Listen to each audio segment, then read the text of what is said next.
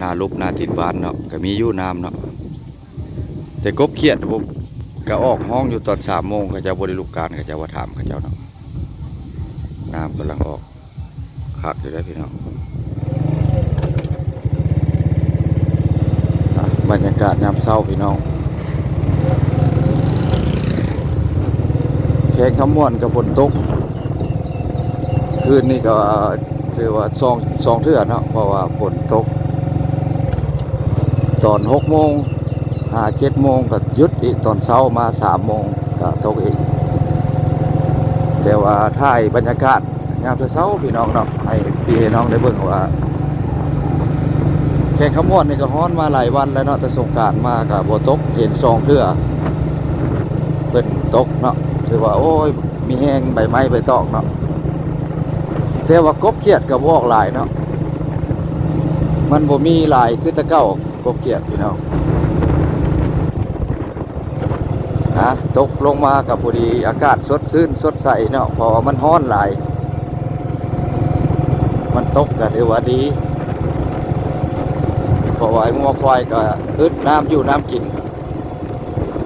ช่วงนี้ก็สบายนี่ยามเช้าพี่น้องวันนี้ก็เป็นวันที่24อันนี้ทาง4 แยกแวบรรทับเนาะนานเราบ่ได้ถ่ายให้พี่น้องเบิ่งถ่ายบรรยากาศยามเช้าให้เบิ่งก่อนถ่ายวิวให้เบิ่งยามเช้าอยู่แข่งขมวนเฮาก็ฝนตกลงมาก็สดชื่นสดใสยามเช้าเพราะมันร้อนมาอากาศร้อนผิดปกติหลายปีนี่มันน้ำก็แห้งน้ำคลองก็ลงหลายจุดเนาะแต่ว่าน้ำโดนก็ยังแห้งบางบ่อนก็ยังขาดวังคลองก็ยังพอดีย่างข้ามพอดีบ่ไหลซ้ำนะพี่น้อง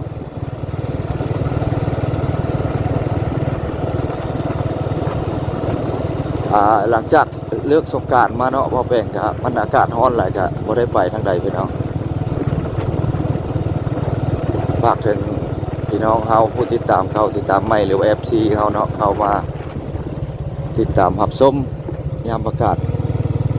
ยามเช้าๆพี่น้องในขบวนเฮาก็สำนี้แหละพอแป้งก็ถ่ายกลับไปกลับมาเนาะเพราะว่ามันบ่มีโอกาสได้ไปไกลเพราะว่าซ่องเฮาก็บ่ได้รับเงินจากซ่องเนาะบ่ได้กินเงินก็พอได้ถ่ายให้พี่น้องได้เห็น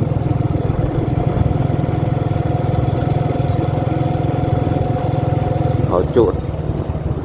ป่าไม่นามาปีกายนี่เบาแปลงก็ลุบเฮ็ดข้าวเฮ็ดนาเนาะลุบเพราะว่าค่าจ้างมันแพงมันไฟไหม้หมดผม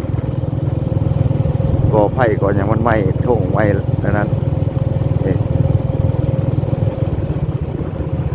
ไหม้หมดนาบ่แปลงเนาะแคมทางเลยแต่ว่าปีสิมานี่ปีนี้แหละนะคือปีนี้แหละจะบ่แปลงยันได้พัก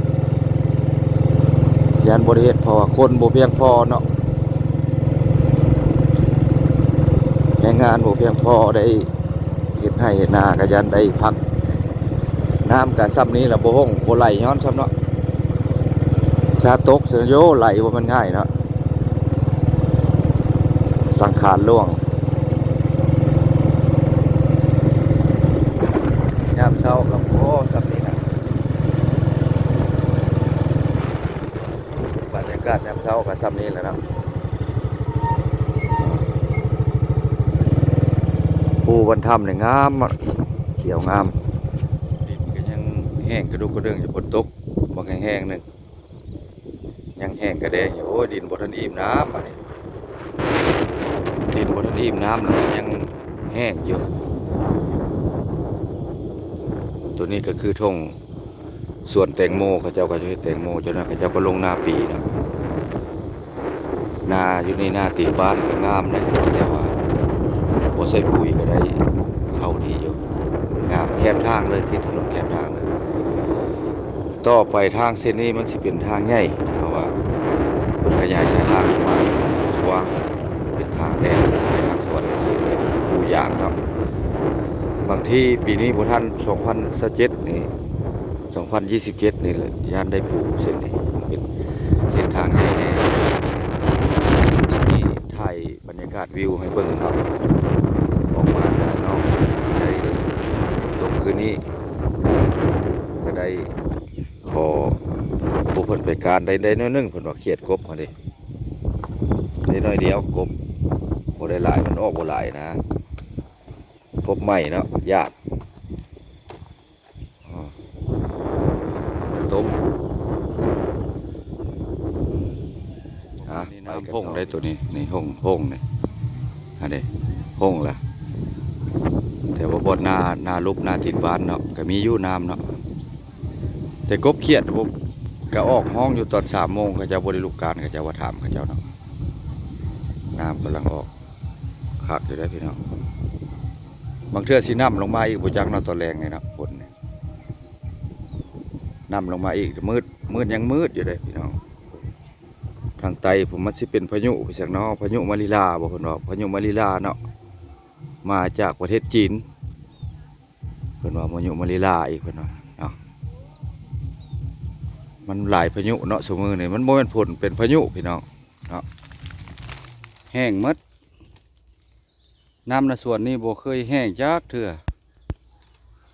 แต่เก้านี่แม่นเดือน4 เดือน 5นี่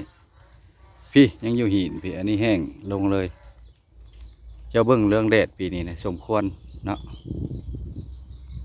ออกมาหัวมาสวนคือเก่าป่าสีย่างอยู่นี่แต่เก่าเลยบ่เคยแห้งเลยหนองอันนี้ได้แต่ว่าปีนี้นี่สมควรเลยอากาศร้อนอะไรออกมาคอยบางส่วนก็แห้งเมื่อน้ำไปเบิ่งส่วนไปเบิ่งหนองนั่นก็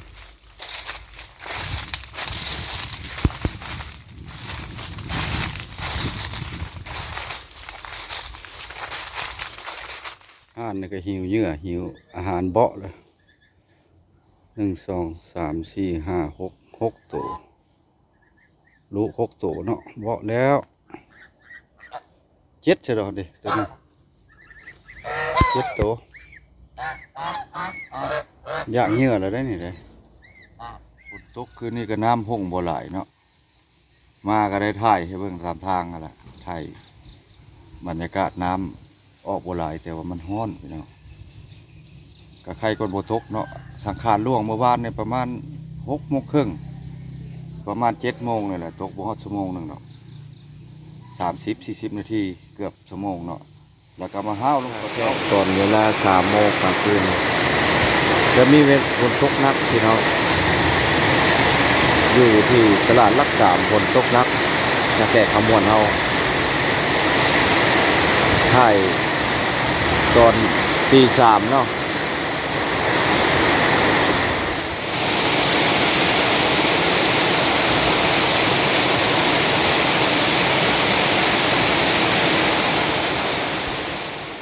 คลิปนี้ก็บ่ได้มีเนื้อหาสาระหลายปานใดเนาะพี่น้องเพราะว่าถ่ายวิว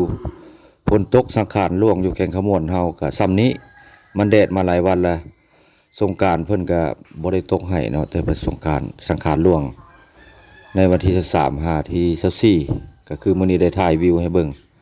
บรรยากาศตอนเช้าคลิปนี้วิดีโอนี้ก็ขอพักไว้เพียงส่ำนี้